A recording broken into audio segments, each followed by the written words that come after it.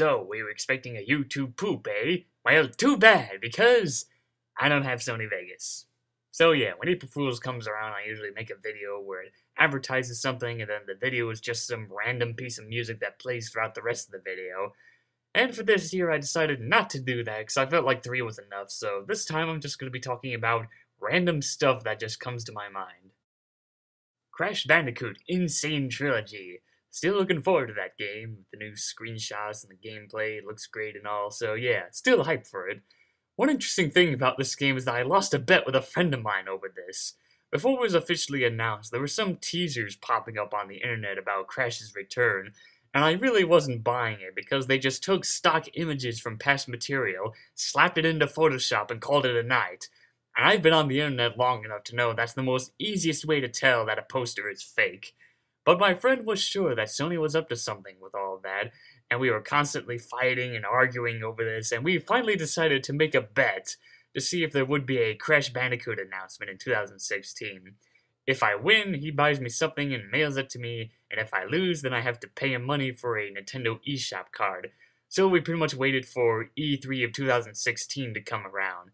It did, they briefly announced the Insane Trilogy, and I lost 20 bucks on that day. One more thing about this game is that they've already announced the voice cast for the game, and none of the original voice actors are coming back as I'd hoped. Of course, so far the dialogue for Insane Trilogy has been word for word from the original, with no new dialogue as of now added in, so now that I think back at it, even if they did get any of the original voice actors to come back just to say those same lines they haven't said in almost 20 years, does feel redundant. I mean, they could have just gone with the archival recordings and all. But anyway, the cast for this game mostly consists of people who have had experience with Crash in the past, except for Fred Tatascio, that guy. He's the new guy, voicing Dingodile and a few others. I did say that I wasn't much of a fan of Greg Eagles as Aku Aku from Titans and Mutants, but then I listened to some of his dialogue for the Skylanders game that has Crash and Cortex as playable characters, and I think it was a big improvement from before. He was probably given a different voice director and obviously a different script where they just cut out all the comedic stuff, so yeah, after listening to that, I'm fine with Greg coming back as Aku Aku. But even so, nobody can top off Mel Winkler. The rest of the cast seems fine. My only big concern is John DiMaggio voicing Uka Uka again. I already said that I really didn't like him voicing him in Titans and Mutants, so I don't know if he'll do that again or do something else, like, be given that voice filter with Clancy Brown did at the first time. But yeah, just the inner fanboy of me just wants the old gravelly voice for Uka Uka coming back. In fact, I was hoping they would get Alex Fernandez, or whatever his last name is, since he was a good replacement for him in Twin Sanity and Skylanders, but yeah, still not too thrilled about John doing Uka Uka. But hey, at least he'll be reprising Tiny, since he previously did a good job doing him back in Nitro Kart, so yeah, that's a plus. Sonic stuff. Yeah, poor Archie Sonic is still suffering this year with the delays and the rumors about the comics being cancelled. It's a lot worse than the 3-month hiatus we had to deal with last year due to a printing error. Here, Archie is keeping quiet about it, not giving us any kind of hints on what the hell's going on. The last update that I heard was from Tracy Ardley on Twitter, who briefly mentioned that Archie and Sega are talking about it, and that's it. Very vague, but I guess it's better than nothing. And then, of course, we have Sonic Project 2017 finally getting a name, but man, the reveal for that was just so cheap. Basically, the recent panel they went to, they announced there would be a new trailer, but the trailer is just them recycling the teaser trailer and slapping the game's official name at the end. They should have just given us the name and moved on to the gameplay. Yeah, new trailer my ass. But hey, at least we got some gameplay, which promisingly looks like the return of a real 3D Sonic game. Well, that is until they later confirm that Legacy Sonic stages will have 2D segments, so that pretty much shuts down my hopes for the return of a real 3D Sonic game. Seriously, it feels like Sonic Dash and the Sonic Hub World LEGO Dimensions are the only real 3D Sonic games we have these days. At this point in time, I've already decided that forces will make or break my interest with continuing on with the Sonic games, or Sonic as a whole if the comics are cancelled.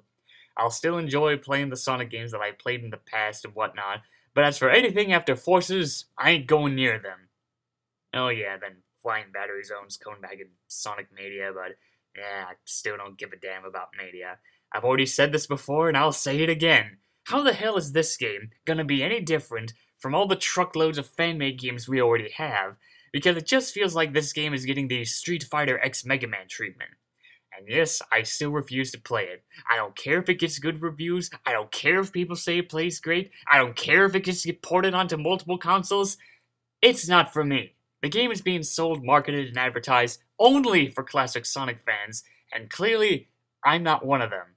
The only thing that surprised me about this game is that they've decided to delay it, which is interesting, because I'm expecting it to be released almost immediately after the Nintendo Switch came out, because, gotta please them classic Sonic fans, because Sega don't give two shits about the legacy Sonic fans, So yeah, Sonic Forces, the game that'll make or break my continuation with Sonic in the future, and I still refuse to play Sonic Mania.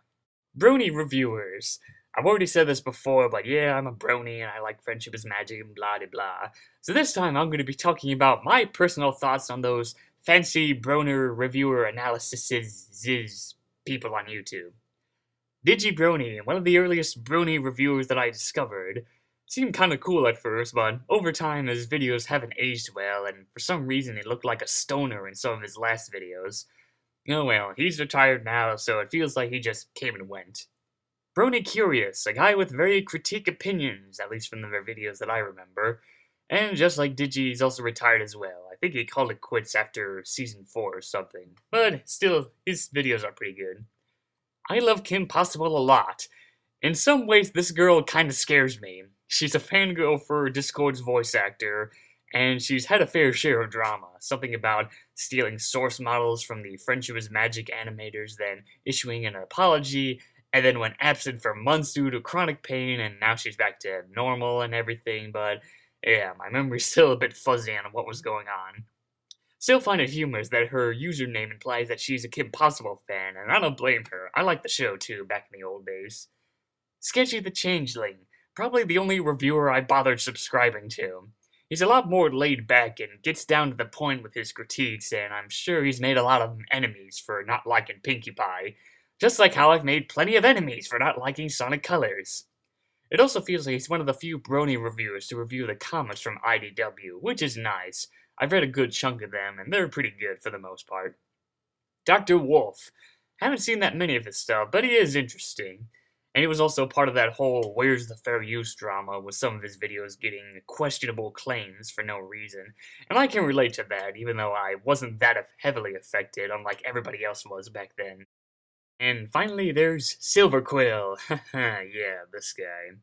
Well, at first I liked the guy, but over time he started to pull out old tiresome jokes, and some of them that weren't even funny, like the whole Trollestia crab, and of course his running gag of torture in Flash Century's Pegasus form for no reason. It just felt like some of the jokes just made him act like an asshole, especially when it came to using Pegasus Flash Century as a punching bag, rather than using the Equestria Girls form, who took up most of the screen time, so yeah. Someone on DeviantArt told me that he was doing it just for comedic purposes, but the thing is when Silverquill was doing it, the joke was already getting stale because everybody else was already making the same parodies, tortures, hatreds, waifu stealers, and blah blah blah. And then came his after-the-fact video on Flash Century where he tries to analyze the guy, and I was hoping he would put an end to all the tiresome jokes on Flash, but at the end he goes back to torturing him again, which made the entire video almost completely pointless.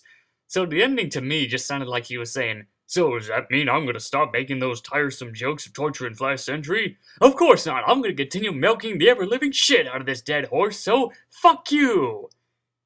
And that's why I don't watch Silverquill anymore. LEGO Dimensions. I've already talked about this and my experience with the game in an update video, so here's another update.